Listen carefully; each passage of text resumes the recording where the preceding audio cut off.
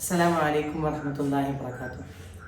പ്രിയമുള്ളവരെ, നമ്മുടെ പ്രപഞ്ചം എന്നത് സൃഷ്ടാവിൻ്റെ ഉത്കൃഷ്ട സൃഷ്ടിയാണെന്ന് നമുക്ക് പറയാം. വിജനമായ ഈ ലോകത്ത് നാം ജീവിച്ചു കൊണ്ടിരിക്കുമ്പോൾ പല സന്ദർഭങ്ങളിലൂടെ നാം കടന്നു പോകുന്നുണ്ട്. എപ്പോഴെങ്കിലും നിങ്ങളൊക്കെ ചിന്തിച്ചിട്ടുണ്ടോ, എങ്ങനെയാണ് ഈ ലോകമുണ്ടായത്? ഈ ലോകത്തിന് ഒരു സൃഷ്ടാവുണ്ടോ? ഈ പ്രപഞ്ചവും അതിന് പിറകിലുള്ള പല നക്ഷത്രങ്ങളെയും സൃഷ്ടിച്ചത് ആരാണ്? പല വാദമുഖങ്ങൾ ഈ ഒരു വിഷയത്തിൽ വന്നിട്ടുണ്ട്. ഇസ്ലാമികമായും മറ്റു മതചിന്തകളിലും മറ്റു ഇസങ്ങളിലും മറ്റു യുക്തി ചിന്തകളിലുമൊക്കെയായി ഈ വിഷയത്തെക്കുറിച്ച് ഒരുപാട് ചർച്ചകൾ നടന്നിട്ടുണ്ട്. ഇത്തരത്തിൽ ചില ചർച്ചകളെ ഇവിടെ അവതരിപ്പിക്കുകയും അതിനെ ഗണ്ണിക്കേണ്ടതിനെ ഗണ്ണിക്കുകയും സ്വീകരിക്കേണ്ടതിനെ സ്വീകരിക്കുകയും ചെയ്യുക എന്നതാണ് ഉദ്ദേശം. നാഥൻ തുണയേകട്ടെ എന്ന് ആമുഖമായി പ്രാർത്ഥിക്കുന്നു. നമുക്ക് എപ്പോഴും കാണരുത്, ഉള്ള ഒരു സാധനത്തിന് ഉണ്ടാകേണ്ട ആവശ്യമില്ല, ഉള്ളത് മാറാനേ പറ്റുള്ളൂ. നിരന്തരം മാറുന്ന പ്രപഞ്ചത്തിനെ ഇല്ലാതിരുന്നിട്ടുണ്ടായെന്ന് തെറ്റിദ്ധരിച്ച മനുഷ്യരുടെ പ്രശ്നമാണ് ഉണ്ടായത് എങ്ങനെ ഉണ്ടായെന്നുള്ള ചോദ്യം. അപ്പോൾ ലോകം ഉണ്ടായതില്ല, ലോകം ഉള്ളതാണ്. ഇത് മൈത്രേയാനാണ്. മൈത്രേയാനെ നിങ്ങൾക്കെല്ലാവർക്കും അറിയാം. യുക്തി ചിന്തകൾ കൊണ്ടും തൻ്റെ എഴുത്തുകൾ കൊണ്ടും ലോകപ്രസിദ്ധനാണ് മൈത്രേയാൻ. അദ്ദേഹത്തിൻ്റെ ഈ വാദമുഖങ്ങളൊന്ന് ശ്രദ്ധിച്ചു നോക്കൂ. വിശാലമായ ചിന്തകളാണ് അദ്ദേഹം നമുക്ക് മുമ്പിൽ പകർന്നു നൽകുന്നത്. പക്ഷേ അതിലെന്തെങ്കിലും യുക്തിയുണ്ടോ എന്നൊന്ന് ചിന്തിക്കേണ്ടതുണ്ട്. ചിന്തകൾ കുറിപ്പിക്കേണ്ട സമയമാണ്.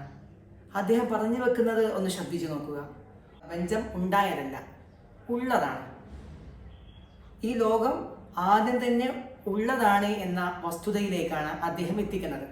അദ്ദേഹം അതിന് ഒരുപാട് കാരണങ്ങൾ നിരത്തുന്നുണ്ട്. അദ്ദേഹം പറയുന്ന ഒരു വസ്തുത, മനുഷ്യൻ ചിന്തിക്കാൻ തുടങ്ങിയത് മുതലാണ് മനുഷ്യന് പ്രപഞ്ചത്തിന് തുടക്കമിട്ടത് എന്നതാണ്. ഇപ്പോൾ ഞാനൊരു യാത്ര പോകാൻ ഉദ്ദേശിക്കുന്നു. ഇവിടെ നിന്നും ഞാനൊരു ഭാഗത്തേക്ക് യാത്ര പോകുമ്പോൾ ഏകദേശം ഒരു 130 കിലോമീറ്റർ ഉണ്ട് എന്ന് ഞാൻ പ്രസ്താവിക്കുന്നു. ആ പ്രസ്താവന ശരിയല്ല എന്ന് അദ്ദേഹം പറയുന്നു. കാരണം ഒരിക്കലും 130 കിലോമീറ്റർ ആയിരിക്കില്ല ആ പ്രദേശത്തേക്കുള്ള ദൂരം. ഞാൻ നിൽക്കുന്ന ഇടത്തു നിന്നും ആ പ്രദേശത്തേക്കുള്ള ദൂരമാണ് 130. പക്ഷെ അതിനു മുമ്പുമുള്ള ഇടങ്ങളുണ്ടല്ലോ എന്ന ചോദ്യമാണ് അദ്ദേഹം പ്രസ്താവിക്കുന്നത്. നമുക്കെല്ലാവർക്കും അറിയാം, ഈ ലോകം ഉണ്ടായിത്തീർന്നതാണ് എന്ന വസ്തുതയിലേക്ക് എത്തുന്ന ശാസ്ത്രീയ തെളിവ് എന്നത് ബിഗ് ബാങ് തിയറിയാണ്. ഏകദേശം 4.6 ട്രില്യൺ വർഷങ്ങൾക്ക് മുമ്പ് ഈ ലോകം ഉണ്ടായിത്തീർന്നു എന്നതാണ് ബിഗ് ബാങ് തിയറി പ്രസ്താവിക്കുന്നത്. അതിനെയും അദ്ദേഹം ഗണ്ണിക്കുന്നുണ്ട്.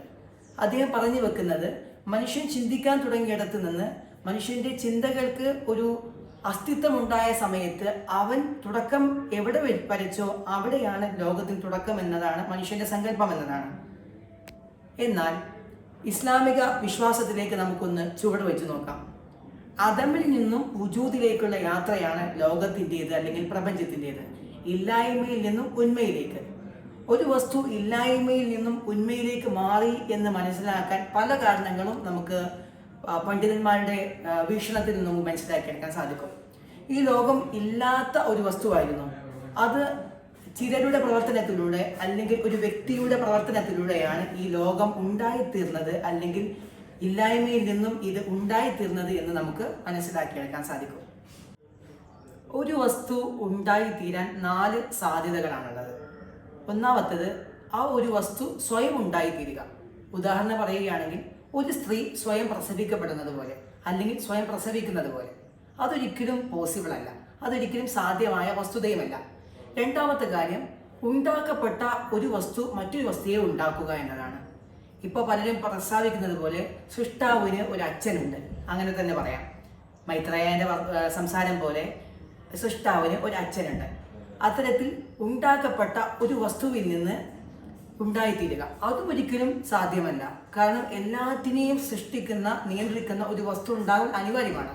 പരിശുദ്ധ ഖുർആനിലെ സൂറത്തുൽ ഇഖ്ലാസിലൂടെ അല്ലാഹു സുബ്ഹാനഹു വ തആല നിബിത്തങ്ങൾക്ക് പരിചയപ്പെടുത്തുന്ന ഒരു ഭാഗമുണ്ട്. ഖുൽ ഹുവല്ലാഹു അഹദ് അല്ലാഹു സ്വമദ് ലം യലിദ് വലം യൂലദ്. ലം യലിദ് വലം യൂലദ് എന്നതിന് പരിഭാഷപ്പെടുത്തുന്നത്, സാരാംശം നൽകുന്നത് ഇങ്ങനെയാണ്: അവൻ പ്രസവിക്കപ്പെട്ടവനോ പ്രസവിച്ചവനോ അല്ല. യഥാർത്ഥത്തിൽ ഇങ്ങനെയല്ലേ ഒരു സൃഷ്ടാവ് വേണ്ടത്? അല്ലെങ്കിൽ ഈ വസ്തുക്കളുടെ എല്ലാം തുടക്കകാര്യം ഇങ്ങനെയാണ് വേണ്ടത്. നമുക്കെല്ലാവർക്കും അറിയാം, ഞാനൊരു കവിത എഴുതി കഴിഞ്ഞാൽ ആ കവിത വായിക്കുന്ന സമയത്ത് നമുക്ക് മനസ്സിലാക്കിയെടുക്കാൻ സാധിക്കും ഈ കവിതയ്ക്ക് ഒരു തുടക്കക്കാരനുണ്ട്. ഈ കവിത എഴുതിയത് ഒരു കവിയാണ്. ഒരു ചിത്രം കാണുമ്പോൾ ആ ചിത്രത്തിന് പിന്നിൽ ഒരു ചിത്രകാരനുണ്ട്. പക്ഷെ ഈ ചിത്രകാരൻ സൃഷ്ടിച്ചതാരെ എന്ന് ചോദ്യമുണ്ട്. അത്തരത്തിലേക്ക് പല ചോദ്യങ്ങളിലേക്കും നമ്മൾ എത്തി നോക്കുമ്പോൾ എല്ലാറ്റിൻ്റെയും തുടക്കത്തിലേക്ക് പോകുമ്പോൾ ഇതിനെല്ലാം നിയന്ത്രിക്കുന്ന ഒരു നിയന്ത്രകനുണ്ട് എന്ന് നമുക്ക് മനസ്സിലാക്കിയെടുക്കാൻ സാധിക്കും. അവിടെയാണ് ഒരു സൃഷ്ടിക്കപ്പെട്ട ഒരു വസ്തു ഒരിക്കലും മറ്റൊരു വസ്തുവിനെ സൃഷ്ടിക്കാൻ സാധിക്കുകയില്ല. ഇനി മൂന്നാമത്തെ സാധ്യത എന്തെന്ന് വെച്ചാൽ പരസ്പരം രണ്ട് വസ്തുക്കൾ തമ്മിൽ സൃഷ്ടിക്കുക എന്നതാണ്. അതും ഒരിക്കലും പോസിബിൾ അല്ല. അത് നമ്മളൊക്കെ പറയുന്നത് പോലെ ഒരു ദൗറാണത്, ഒരു ചുറ്റലാണത്. എന്നെ ആരാണ് ഉണ്ടാക്കിയത്? എൻ്റെ അമ്മയാണ്. എൻ്റെ അമ്മയെ ഉണ്ടാക്കിയത് ഞാനും. അതൊരിക്കലും പോസിബിൾ അല്ല. ചെറുപ്പകാലത്തിലെ സ്കൂൾ സമയത്തൊക്കെ നമ്മൾ പറയാറുണ്ട്, മുട്ടയാണോ കോഴിയാണോ ആദ്യം ഉണ്ടായത്? ആ ചർച്ച ഒരിക്കലും അവസാനിക്കുകയില്ല. ലോകം അവസാനിക്കുന്നത് വരെ ആ ചർച്ച നീണ്ടുകൊണ്ടേയിരിക്കും. ഇപ്പോൾ മുട്ടയാണെന്ന് പറഞ്ഞാൽ അപ്പോൾ കോഴിയല്ലേ, കോഴിയാണെന്ന് പറഞ്ഞാൽ അപ്പോൾ മുട്ടയല്ലേ? അത്തരത്തിലുള്ള ദൗറിലേക്ക് ആ ചർച്ച നീളും. അപ്പോൾ ആ വസ്തുതയും സാധ്യമല്ല. ഇനി നാലാമത്തെ സാധ്യമായ കാര്യം എന്തെന്ന് വെച്ചാൽ സൃഷ്ടിക്കപ്പെടാത്ത ഇതിനെല്ലാം നിയന്ത്രിക്കുന്ന ഒരു വസ്തുവാണ് എല്ലാറ്റിനെയും സൃഷ്ടിച്ചത് എന്ന വസ്തുതയിലേക്കാണ് എത്താൻ സാധിക്കുക. യുക്തിഭദ്രമായ ചിന്തകൾ കൂർപ്പിച്ച് നോക്കുമ്പോൾ നമുക്ക് മനസ്സിലാക്കിയെടുക്കാൻ സാധിക്കുന്നത് ഈ നാലാമത്തെ സാധ്യതയാണ് ഏറ്റവും യോജിക്കുന്നതും അതിനോട് അനുയോജ്യമായി വരുന്നതും. ഇസ്ലാമിലെ മന്ദിക്ക് പണ്ഡിതന്മാർ പറയുന്ന ഒരു കഥയുണ്ട്. അൽ ആലമു മുത്തഗയ്യിറൻ കുല്ലു മുത്തഗയ്യിറൻ ഹാദിസുൻ അൽ ആലമു ഹാദിസുൻ. മാറ്റം ഉള്ളതാണ് ഈ ആലം എന്ന് പറയുന്നത്. ലോകം എന്ന് പറയുന്നത് മാറ്റങ്ങൾക്ക് വിധേയമാണ്. ശാസ്ത്രീയ പഠന പ്രകാരം മാറ്റമുള്ള എല്ലാ വസ്തുക്കൾക്കും ഒരു തുടക്കമുണ്ടാകും. അതുപോലെ തന്നെ അവസാനിക്കപ്പെടുന്ന എല്ലാ വസ്തുക്കൾക്കും ഒരു തുടക്കമുണ്ടാകും. ഒരു വസ്തു നിശ്ചലമായി എന്ന് ഞാൻ പറയുകയാണെങ്കിൽ, ഇപ്പോൾ ഞാൻ പറയുന്നു ഈ കറങ്ങിക്കൊണ്ടിരിക്കുന്ന ഫാൻ ഇപ്പോൾ നിശ്ചലമാണ്. അപ്പോൾ അതിനു മുമ്പ് അതിനൊരു ചലനകാലം ഉണ്ടായിരുന്നു.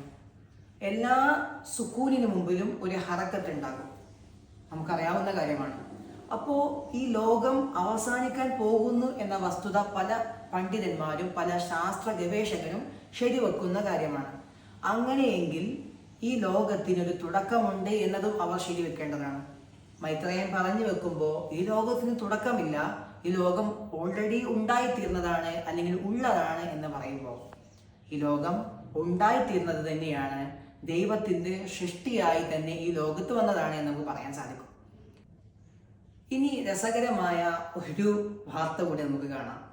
മൈത്രേയൻ പ്രസ്താവിക്കുന്ന മറ്റൊരു വാർത്ത കൂടി, ഒരു സംസാരം കൂടി നമുക്ക് കേട്ടിട്ട് നമുക്ക് ചർച്ചയിലേക്ക് കടക്കാം. 10ാം ക്ലാസ്സിൽ പഠിക്കുമ്പോൾ ഒരു അധ്യാപകൻ ദൈവം ഉണ്ടോ ഇല്ലയോ എന്ന് ചോദിച്ച് അന്ന് ആലോചിച്ച് തുടങ്ങിയതാണ്. ഞാനിങ്ങനെ കണ്ടുപിടിച്ച് ഈ ചൊവ്വ നേരം ഉണ്ടാക്കിയിട്ടില്ല. അതാണ് ഞാൻ ആദ്യം കണ്ടുപിടിച്ചത്. ലോകം ചൊവ്വ നേരം ഉണ്ടാക്കിയിട്ടില്ല, വിവരമില്ലാത്ത ദൈവമാണെന്ന് എനിക്ക് മനസ്സിലായി. ഈ കൊതുവിനെ എന്തിനുണ്ടാക്കിയെന്ന് എത്ര ആലോചിച്ചിട്ടും ഒരു രക്ഷയിലായി. അപ്പോൾ വിവരമില്ല എന്നുള്ളതും ബോധ്യമായി. എന്നാൽ ഇവരെല്ലാവരും പറയുന്നത് ദൈവം സർവജ്ഞനാണ്. അതിന് ഒരു തെളിവും ഈ ഭൂമിയിലില്ല. ഇനി എന്നെ ഉണ്ടാക്കുമോ? വെറുതെ ആലോചിച്ചു നോക്കും. ഇയാൾ പഠിക്കത്തില്ല. നമ്മളൊക്കെ ആണെങ്കിൽ ഒരു തവണ വീണ് കഴിഞ്ഞാൽ അങ്ങനെ വീഴരുതെന്ന് ആലോചിക്കും. ഇതങ്ങനെയല്ല. ഇതുപോലെ നമ്മളെ പോലുള്ള കോന്തന്മാരെ ദിവസം ഉണ്ടാക്കും എന്നുള്ളതാണ്. എന്തൊരു വിവരമേ, പഠിക്കാത്ത ഒരു ദൈവവും.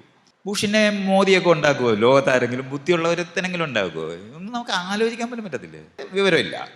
എന്നാൽ പഠിക്കുന്നുണ്ടോ? നമ്മൾ പൊറക്കാം എന്ന് വിചാരിക്കും. ആദ്യത്തെ ഒരു തവണ വന്നതിൽ പാവമല്ലയോ എന്നൊക്കെ വിചാരിച്ച് സമ്മതിക്കാമെന്ന് വിചാരിക്കുമ്പം സമ്മതിക്കത്തില്ല. ഈ പാർട്ടി വീണ്ടും അത് തന്നെ ഉണ്ടാക്കി കൊതുവിനെ ദിവസം. എന്ത് വിഡ്ഢിത്തമാണ് അദ്ദേഹം പറയുന്നത്? നമുക്കൊക്കെ കേൾക്കുമ്പോൾ തന്നെ ഇതൊരു വിഡ്ഢിത്തമാണ്, മണ്ടത്തരമാണ് എന്ന് മനസ്സിലാക്കിയെടുക്കാൻ സാധിക്കും. എന്താണ് അദ്ദേഹം പറഞ്ഞു വെക്കുന്നത്? ദൈവം ഒരു വിഡ്ഢിയാണ് എന്നതാണ്. കാരണം എന്തിനാണ് മോഡിയെ സൃഷ്ടിച്ചത്? എന്തിനാണ് ബുഷിനെ സൃഷ്ടിച്ചത്?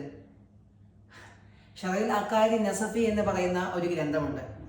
അഖീദയുടെ പണ്ഡിതന്മാർ പ്രധാന അവലംബമാക്കി കാണുന്ന ഗ്രന്ഥമാണ്. ആ ഗ്രന്ഥത്തിലെ ഗ്രന്ഥകർത്താവ് പറയുന്നുണ്ട്, അല്ലാഹു സുബ്ഹാനഹു വ തആല ഈ ബുദ്ധിമുട്ടുകളെയും അതുപോലെ തന്നെ സന്തോഷങ്ങളെയും സൃഷ്ടിക്കുമെന്നതാണ്. ദൈവത്തിന് ഉപകാരപ്പെടുന്ന നാഫിയായ കാര്യങ്ങളും ലോട്ടറായ കാര്യങ്ങളും ദൈവത്തിന് സൃഷ്ടിക്കും. അപ്പോൾ ഉപകാരപ്രദമായതും ഉപകാരപ്രദമല്ലാത്തതിനെയും സൃഷ്ടിക്കാൻ സാധിക്കും. ഇപ്പോൾ ഒരു ഭക്ഷണം ഉണ്ടാക്കുന്ന ഒരാൾ ചിന്തിച്ചു നോക്കുക. ഒരു ഭക്ഷണം ഉണ്ടാക്കുന്ന ഒരാൾ അയാൾക്ക് ഇഷ്ടപ്രകാരമായിരിക്കും ആ ഭക്ഷണത്തെ അദ്ദേഹം ക്രിയേറ്റ് ചെയ്യാം. ഇപ്പം ഞാൻ ഭക്ഷണം ഉണ്ടാക്കുമ്പോൾ എനിക്ക് ഇഷ്ടപ്പെട്ട ചേരുവകളായിരിക്കും അതിലുണ്ടാകുക. മറ്റൊരാളാണ് ഭക്ഷണം ഉണ്ടാക്കുന്നത് എങ്കിൽ അദ്ദേഹത്തിന് ഇഷ്ടപ്പെട്ട വസ്തുതകളായിരിക്കും അല്ലെങ്കിൽ ചേരുവകളായിരിക്കും അതിൽ ചേർത്തിട്ടുണ്ടാകുക. അത്തരത്തിൽ തന്നെയാണ് ദൈവവും ചെയ്തത്. ദൈവത്തിൻ്റെ ചിന്തകൾക്കനുസരിച്ച്, ക്ഷമിക്കണം അങ്ങനെ പറയാൻ തന്നെ പാടില്ല, ദൈവത്തിൻ്റെ ആ ഒരു സൃഷ്ടിപ്പിൽ പല വ്യത്യാസങ്ങളും ഉണ്ടാകുന്നുവെങ്കിൽ അത് ദൈവത്തിൻ്റെ ആ ഒരു ക്രിയേറ്റിവിറ്റിയാണ്. ആ ഒരു ക്രിയാത്മക മനോഭാവത്തോടു കൂടി ദൈവം ഈ ലോകത്ത് പല വസ്തുതകളും സൃഷ്ടിച്ചിട്ടുണ്ട്. അങ്ങനെ നോക്കുമ്പോൾ നമുക്ക് പല കാര്യങ്ങളും മനസ്സിലാക്കിയെടുക്കാൻ സാധിക്കും. പാവപ്പെട്ടവനുണ്ടല്ലോ, എല്ലാവരെയും പണക്കാരനാക്കിയാൽ പോരായിരുന്നോ? അല്ലെങ്കിൽ എല്ലാവരെയും ഒരേ നിലയിലുള്ള ഒരേ രീതിയിൽ സമന്മാരായി സൃഷ്ടിച്ചാൽ പോരായിരുന്നു? അങ്ങനെയൊക്കെ ചെയ്തിരുന്നുവെങ്കിൽ ഈ ലോകം എന്ത് വിശാലമാകുമായിരുന്നു. ഇപ്പൊ വെളുത്തവനും കറുത്തവനും എന്ന ഒരു വേർതിരിവില്ലാതെ ലോകം മാറുമായിരുന്നല്ലോ. എല്ലാവരും ഒരേ നിറത്തിൽ, ഒരേ വേഷത്തിൽ, ഒരേ വസ്ത്രധാരണയിൽ, ഒരേ ചിന്താ മനോഭാവത്തിൽ, ഒരേ ഭാഷയിൽ ഇങ്ങനെയൊക്കെ നടന്നു പോവുകയാണെങ്കിൽ അതായിരുന്നല്ലോ നല്ലത്. അപ്പോൾ ഈ ദൈവം ഈ ലോകത്ത് സൃഷ്ടിക്കുന്ന പല വസ്തുതകൾക്കും പല അർത്ഥങ്ങളുണ്ട്. അത് നമുക്ക് മനസ്സിലാക്കിയെടുക്കാൻ സാധിക്കുന്നില്ല എന്നതാണ്. ചെറുപ്പകാലത്ത് സ്കൂൾ പഠന കാലയളവിൽ അധ്യാപകർ പറഞ്ഞു തന്ന നല്ലൊരു ഉദാഹരണമുണ്ട്. ഇപ്പം നമ്മളിങ്ങനെ കൈ വെക്കുമ്പോൾ ഈ കൈയെ നമ്മളൊരു ഭൂമിയായി സങ്കല്പിക്കുകയാണ് എങ്കിൽ ഈ കൈയുടെ ഈ മുകൾ ഭാഗം അല്ലെങ്കിൽ ഈ പള്ള ഭാഗമാണ് ഞാൻ കാണുന്നത്, ഈ ഭാഗം ഞാൻ കാണുന്നില്ല. അപ്പോൾ ഒരിക്കലും എനിക്ക് പറയാൻ സാധിക്കില്ല ഈ ലോകം എന്നത് ഇത് മാത്രമാണ് എന്നത്. അതാണ് നമ്മുടെ ചിന്തകൾക്കുള്ള പ്രശ്നം. നമ്മൾ ഒരു പേഴ്സ്പെക്റ്റീവിലൂടെ നമ്മുടേതാണ് ശരി എന്ന ചിന്തയിലൂടെ നോക്കുമ്പോൾ മാത്രമാണ് ബാക്കിയുള്ളതെല്ലാം തെറ്റി എന്ന വസ്തുതയിലേക്ക് നമുക്ക് എത്താൻ സാധിക്കുക. ചിന്തകൾ കുറിപ്പിക്കേണ്ട സമയമാണ്. നാം എല്ലാവരും പഠിതാക്കളാണ്. ജനനം മുതൽ മരണം വരെയുള്ള കാലയളവിൽ എല്ലാ മനുഷ്യരും പഠിതാക്കളാണ്. അള്ളാഹു സുബ്ഹാനഹു വ തആലയോട് മലക്കുകൾ ചോദിക്കുന്ന ഒരു ചോദ്യമുണ്ട്. ആദമിനെയും ഹവ്വയെയും സൃഷ്ടിച്ച സമയത്ത് മലക്കുകൾ ചോദിക്കുന്നുണ്ട്, എന്തിനാണ് അള്ളാഹുവെ നീ ലോകത്ത് രക്തച്ചൊരിച്ചിലുണ്ടാക്കുന്ന ഈ വിഭാഗത്തെ സൃഷ്ടിക്കുന്നത് എന്നത്. അതിൽ നിന്നും പല കാര്യങ്ങളും നമുക്ക് വായിച്ചെടുക്കാൻ സാധിക്കും. ഇനി വരാൻ പോകുന്ന മനുഷ്യകുലം ഈ ലോകത്ത് ഉണ്ടാക്കുന്ന പല വിപത്തുകളെയും പല പ്രശ്നങ്ങളെയും അവരുടെ നടത്തിപ്പ് രീതിയെയും മലക്കുകൾ മുൻകൂട്ടി കണ്ടിട്ടുണ്ട്. അല്ലെങ്കിൽ അന്ന് തന്നെ അള്ളാഹു സുബ്ഹാനഹു വ തആല മലക്കുകൾക്ക് മുമ്പിൽ ഇട്ടുകൊടുത്തിട്ടുണ്ട് എന്ന് പറയാൻ സാധിക്കും. അപ്പോൾ അങ്ങനെ വരുമ്പോൾ ഈ ലോകത്ത് നല്ലവരും ഉണ്ടാകണം, ചീത്തവരും ഉണ്ടാകണം. അതൊരു പ്രകൃതി തത്വമാണ്, അല്ലെങ്കിൽ ഒരു പ്രകൃതിയുടെ നയമാണ് എന്ന് നമുക്ക് പറയാൻ സാധിക്കും. പല കാര്യങ്ങളും അങ്ങനെ തന്നെയാണല്ലോ. വലുതും ചെറുതുമായ പല കാര്യങ്ങളുമുണ്ട്. അതേപോലെ തന്നെ ശരിയും തെറ്റുമായ പല കാര്യങ്ങളുമുണ്ട്. അപ്പോൾ അദ്ദേഹത്തിൻ്റെ ഈ വാദമുഖത്തോട് നമുക്ക് ഇങ്ങനെ തന്നെ പ്രതികരിക്കാൻ സാധിക്കും. പ്രിയമുള്ളവരെ, നമ്മുടെ ചിന്തകൾ കുറിപ്പിക്കാൻ സമയമായിട്ടുണ്ട്. ഇത്തരത്തിലുള്ള വാദമുഖങ്ങൾ ഖുർആൻ അവതരിച്ച സമയത്താണ് കൂടുതലായി വന്നത് എന്ന് നമുക്ക് മനസ്സിലാക്കിയെടുക്കാൻ സാധിക്കും. ഇതൊരു ഇസ്ലാമിക ചിന്തകൾ മാത്രമല്ല, പക്ഷേ ഈ വിഷയത്തെ കൂടുതലായി കണ്ടിട്ടുള്ളത് പരിശുദ്ധമാക്കപ്പെട്ട ഖുർആനും ഖുർആൻ ഈ ലോകത്തേക്ക് കൊണ്ടുവന്ന പ്രവാചക പ്രഭു സല്ലല്ലാഹു അലൈഹി വസല്ലം തങ്ങളും കൂടിയാണ്. അതുകൊണ്ട് തന്നെ ഇസ്ലാം എന്ന് പറയുന്ന ഈ മതത്തിന് വളരെ വലിയ പ്രാധാന്യമുണ്ട്. ശാസ്ത്രീയ നിരീക്ഷകർക്ക് മുമ്പിൽ ഈ ലോകത്ത് വന്നു പോയത് ഫിലോസഫിസ്റ്റുകളാണ്. എല്ലാ ഫിലോസഫിസ്റ്റുകളും ഓരോ മതവിശ്വാസികളായിരുന്നു എന്നതാണ് നമുക്ക് മനസ്സിലാക്കിയെടുക്കാൻ സാധിക്കുന്നത്. ഐസക് ന്യൂട്ടൻ എന്ന് പറയുന്ന ലോകം കണ്ട ഏറ്റവും വലിയ ശാസ്ത്രജ്ഞന്മാരിൽ ഒരാളായ അദ്ദേഹം യഥാർത്ഥ വിശ്വാസിയായ ഒരു ക്രൈസ്തവ മതക്കാരനാണ്. അദ്ദേഹത്തിൻ്റെ മതത്തിലൂടെയാണ് നീണ്ടുപോയത്. പക്ഷെ കാലങ്ങൾ മാറി വന്നപ്പോൾ ഏകദേശം 19-ാം നൂറ്റാണ്ടിൻ്റെ തുടക്കം 20-ാം നൂറ്റാണ്ടിൻ്റെ അവസാന കാലയളവൊക്കെ ആയ സമയത്ത് ലോകത്ത് പല ചിന്തകളിലുള്ള പല നിരീക്ഷണവാദങ്ങൾ ലോകത്ത് പ്രകടിപ്പിക്കുകയാണ് ഉണ്ടായത്. ശാസ്ത്രീയ നിരീക്ഷകന്മാർ അല്ലെങ്കിൽ ഗവേഷകന്മാർ അവർ യുക്തിവാദികളായിത്തീരണം അല്ലെങ്കിൽ നിരീക്ഷകവാദികളായിത്തീരണം എന്ന ധാരണയിലേക്ക് സൊസൈറ്റി മാറി എന്നതാണ്. അതുകൊണ്ടാണ് പലരും തങ്ങൾ പറയുന്ന വാദങ്ങൾ തെറ്റാണ് എന്ന് കണ്ടിട്ട് പോലും അതിനെ ന്യായീകരിക്കാനുള്ള പെടാപ്പാടുപെടുന്നത്. ഇത്തരത്തിൽ മൈത്രേയാനെ പോലെയുള്ള ഒരുപാട് ചിന്തകന്മാർ ഈ ലോകത്ത് വേണം. എന്നാലേ സൊസൈറ്റിക്ക് യാഥാർത്ഥ്യത്തെ മനസ്സിലാക്കിയെടുക്കാൻ സാധിക്കുകയുള്ളൂ. നമ്മൾ ഇപ്പോൾ നിൽക്കുന്ന, ഞാൻ നേരത്തെ ഉദാഹരണം പറഞ്ഞതുപോലെ, ലോകത്തിൻ്റെ ഒരു ഭാഗം മാത്രം കാണുന്നത് കൊണ്ട് മാത്രമാണ് നമ്മുടെ ചിന്തകൾക്ക് തെറ്റുപറ്റുന്നത്. അപ്പോൾ ഇത്തരത്തിലുള്ള ചില മുടന്തൻ ന്യായങ്ങൾക്ക് മുമ്പിൽ യഥാർത്ഥ കൃത്യമായ മറുപടികൾ നൽകുമ്പോൾ മാത്രമാണ് നമ്മുടെ വാദം ശരിയാണോ തെറ്റാണോ, നമ്മുടെ ചിന്തകൾ ഇനിയും മാറ്റേണ്ടതുണ്ടോ എന്ന കാര്യത്തിലേക്ക് നമുക്ക് അടുക്കാൻ സാധിക്കുക. ഞാൻ അവസാനിപ്പിക്കുകയാണ്.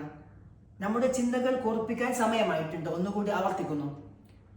ഭൂമിയിൽ നിന്നുകൊണ്ട് ആകാശത്തെ നക്ഷത്രങ്ങൾക്ക് പിന്നിലെന്ത് എന്ന് ചിന്തിക്കാനുള്ള സമയമാണ് നമുക്ക് ഇനി സമാഗതമായിട്ടുള്ളത്. നല്ല ചിന്തകളോടുകൂടി ജീവിക്കാൻ നാഥൻ തുണയേകട്ടെ എന്ന് പ്രാർത്ഥിക്കുന്നു. അസ്സലാമു അലൈക്കും വറഹ്മത്തുള്ളാഹി വബറകാതുഹു.